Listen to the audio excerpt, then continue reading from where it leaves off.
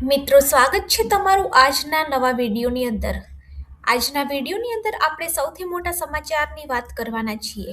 એ પહેલા, જો ગવર્મેન્ટ સાથે ન્યૂઝ ચેનલની અંદર તમે નવા છો તો ચેનલને સબસ્ક્રાઇબ જરૂરથી કરી દેજો, કારણ કે આ ચેનલની અંદર તમને રોજ અવનવા મોટા સરકારી સમાચારની માહિતી મળતી રહેશે. તો મિત્રો, શરૂ કરીએ આજના મોટા સમાચારની વાત. સૌથી મોટા સમાચાર છે, 6 લાખ રૂપિયાની લોન હવે તમને મળશે. બેંક ઓફ બરોડા 1 જાન્યુઆરી 2026થી પોતાના સેવિંગ અને સેલેરી એકાઉન્ટ ધરાવતા ગ્રાહકોને pre approved bank of Baroda 6 lakh રૂપિયાની લોન આપવાની શરૂઆત કરશે. ગ્રાહક પોતાની મોબાઈલ બેન્કિંગ અથવા તો ઇન્ટરનેટ બેન્કિંગથી સરળતાથી ઘરે બેઠા ઇન્સ્ટન્ટ લોન મેળવી શકશે. આની અંદર કોઈ ગેરંટી અથવા તો સિક્યુરિટી રાખવાની જરૂર નહીં રહે. તો આવી રીતે બેંક ઓફ બરોડાના ગ્રાહકોને 1 જાન્યુઆરીથી મોટો લાભ થવાનો છે. મિત્રો, બીજા મોટા સમાચાર છે પ્રધાનમંત્રી આવાસ યોજનાને લઈને. હવે દરેક લોકોને મળશે પોતાના સપનાનું ઘર, કારણ કે પ્રધાનમંત્રી આવાસ યોજનાની અરજીની જે તારીખ છે એ 31 ડિસેમ્બર સુધી લંબાવવામાં આવી છે.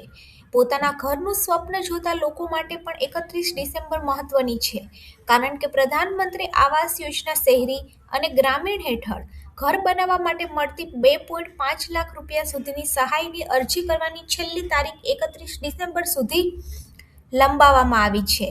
લાયક ઉમેદવારોએ આવકનો દાખલો, આધાર કાર્ડ અને રહેઠાણના પુરાવા સાથે ઓનલાઈન પોર્ટલ ઉપર અરજી કરી દેવી જોઈએ, જેથી તેઓ આ યોજનાનો લાભ સમયસર લઈ શકે. પ્રધાનમંત્રી આવાસ યોજનાની અરજી કરવા માટે સરકાર દ્વારા એક સેન્ટ્રલ પોર્ટલ બનાવવામાં આવ્યું છે, PMAY 2.0. આના પર જઈ અને તમે ઘર માટે અરજી કરી શકો છો અને 2.5 લાખ રૂપિયા સુધીની સહાય લઈ શકો છો.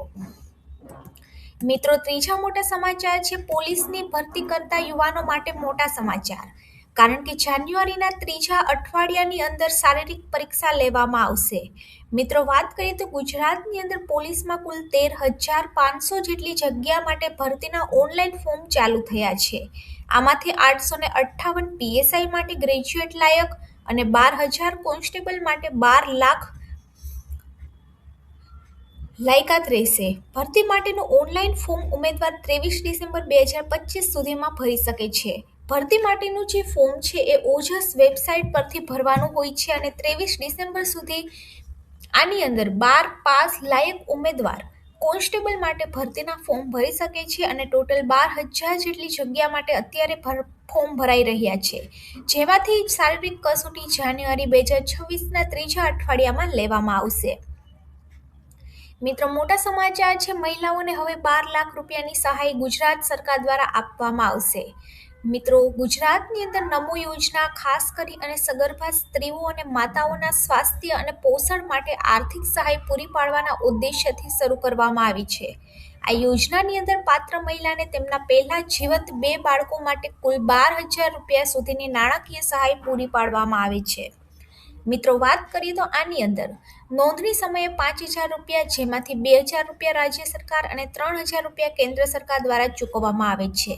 ગર્ભાવસ્થાના 6 મહિના પૂરા થવા ઉપર 2,000 રૂપિયા રાજ્ય સરકાર દ્વારા આપવામાં આવે છે અને સંસ્થાકીય પ્રસૂતિ પછી તરત જ 3,000 રૂપિયા રાજ્ય સરકાર દ્વારા અને 14 અઠવાડિયાના રસીકરણ બાદ 2,000 રૂપિયા કેન્દ્ર સરકાર દ્વારા આપવામાં આવે છે. મિત્રો, વાત કરીએ તો બીજી ગર્ભાવસ્થા માટે સહાય આની અંદર ચોક્કસ શરતોને આધીન છે અને નોંધણી સમયે 2,000 રૂપિયા આપવામાં આવે છે. ત્યારબાદ ગર્ભાવસ્થાના 3 મહિના બાદ 3,000 રૂપિયા અને સંસ્થાકીય પ્રસૂતિ બાદ 2,000 રૂપિયા. આવી રીતે 14 અઠવાડિયાના રસીકરણ બાદ 1,000 રૂપિયા રાજ્ય સરકાર દ્વારા આપવામાં આવે છે અને સંપૂર્ણ રકમ સીધી લાભાર્થી મહિલાના બેંક ખાતાની અંદર ટ્રાન્સફર કરવામાં આવે છે. મિત્રો, બીજા મોટા સમાચાર છે મનરેગા જે યોજના છે એનું નામ હવે બદલવાનો નિર્ણય કરી દીધો છે સરકારે. કેન્દ્ર સરકારે મનરેગા યોજનાનું નામ બદલવાનો નિર્ણય કર્યો છે.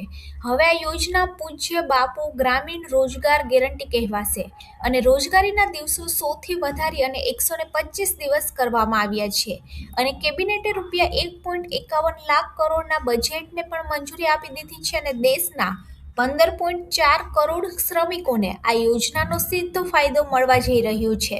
મિત્રો, આ હતા આજના મોટા સમાચાર.